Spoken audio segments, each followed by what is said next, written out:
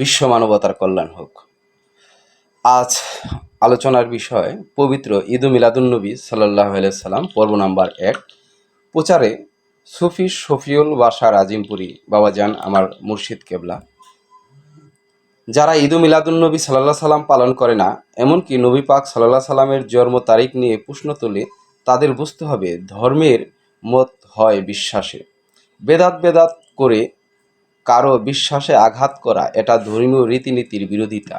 আমরা জানি বেদাত দুই প্রকার। বেদাতে হাসেনা মানে ভালো বেদাত, বেদাতে ছাইয়া মানে খারাপ বেদাত।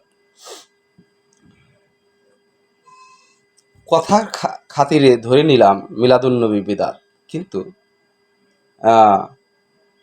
বুঝতে হবে এটি বেদাতে হাসেনা মানে ভালো বেদাত।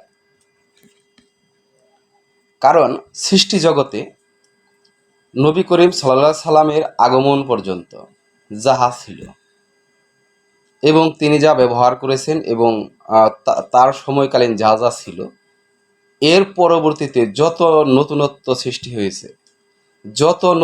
সৃষ্টি হয়েছে সেটা বিভিন্ন জিনিস, প্লেন, ট্রেন, গাড়ি, ফ্রিজ, এসি, মাইক, জায়নামাজের পাটি, এভরিথিং। দয়াল নবীর আগমনের পরে যে সমস্ত জিনিস সৃষ্টি হয়েছে সবই বেদাত। কিন্তু এখন বুঝতে হবে এই বেদাত এটা কি ধরনের বেদাত। এটা কি সৃষ্টি এবং মানব জাতির জন্য কল্যাণকর না অকল্যাণকর? মানব জাতির জন্য কল্যাণকর, সৃষ্টি জগতের জন্য কল্যাণকর, তাহলে সেটা বেদাতে হাসেনা মানে ভালো বেদাত। এবং যে সমস্ত জিনিস সৃষ্টি জগতের জন্য অকল্যাণকর, মানুষের জন্য অকল্যাণকর, তাহলে বুঝতে হবে এগুলা বেদাতে ছাইয়া মানে খারাপ বেদাত। ইহা ধ্বংসের দ্বার প্রান্তে মানুষকে নিয়ে যাবে। আরেকটু আগাই। বিশ্বাস ছাড়া ধর্ম অচল। জড়বাদী ধ্যান ধারণা নিয়ে ধর্মের গভীরতা বুঝতে পারবেন না। আমরা অনুসরণ করেছি সংস্কারবাদী নেতা আব্দুল ওহাব নজদি, যিনি ধর্মে সংস্কারের নামে ইসলাম ধর্মের ভেদাভেদ তৈরি করেছেন। আজও মুসলিম জাতি বিভিন্ন ভাগে বিভক্ত হয়ে গেছেন। নবী পাক সাল্লাল্লাহু আলাইহি সাল্লাম ভবিষ্যৎবাণী করেছিলেন, যাহা হাদিস শরীফে উল্লেখ আছে। ইবনে উমর রাদিয়াল্লাহু তাআলা বলেন, রাসূলুল্লাহ সাল্লাল্লাহু আলাইহি সাল্লাম বলেছেন, হে আল্লাহ, আমার শাম সিরিয়া অঞ্চলে বরকত দিন। হে আল্লাহ, আমার ইয়েমেন অঞ্চলে বরকত দিন। উপস্থিত লোকজন বলল, হে আল্লাহর রাসূল, আমাদের নজদ অঞ্চলেও বরকত চান। নবীজি সাল্লাল্লাহু আলাইহি সাল্লাম বললেন, হে আমার আল্লাহ, আমার শাম ও সিরিয়া অঞ্চলের জন্য বরকত দিন। লোকজন আবার বলল, আমাদের নজদ অঞ্চলও।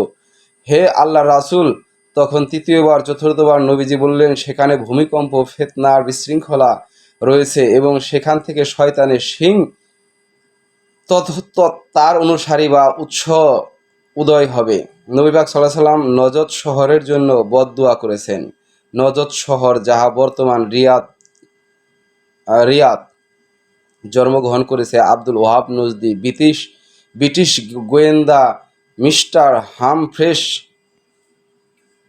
সাথে ছিল তার সখ্যাতিপ্রিয় পাঠক। আপনারা জানবেন, বর্তমান সৌদি সরকার ব্রিটিশ সহযোগী রাজত্ব কায়েম করেছে এবং ইসরায়েল ও আমেরিকার সাথে রয়েছে গভীর সম্পর্ক। বর্তমানে আমরা বিশ্ব ইসলামিক দেশগুলোর ভিতরে দেখতে পারি যে বর্তমানে সৌদি, কাতার, দুবাই, এরকম কিছু দেশ ইসরায়েল এবং আমেরিকার সাথে খুবই সুসম্পর্ক এবং মুসলিম বিশ্বের বিভিন্ন দেশের সাথে এদের সম্পর্ক খুবই গুরুতর। কারণ তারা ইসলাম প্রতিষ্ঠা করতে চায় না, তারা ক্ষমতাকে টিকিয়ে রাখতে চায়। যে রাজতন্ত্রে নবী করিম সাল্লাল্লাহু আলাইহি সাল্লাম নিষেধ করেছিলেন, তারা সেই রাজতন্ত্র কায়েম করতে চায়। এটাই তাদের মূল লক্ষ্য। ভিডিওটা বড় হয়ে যাইতেছে, আর বড় করতে চাই না। আমার ভুল ত্রুটি সবাই ক্ষমা সুন্দর দৃষ্টিতে দেখবেন। সকলের প্রতি ভালোবাসা এবং সালাম। আসসালামু আলাইকুম।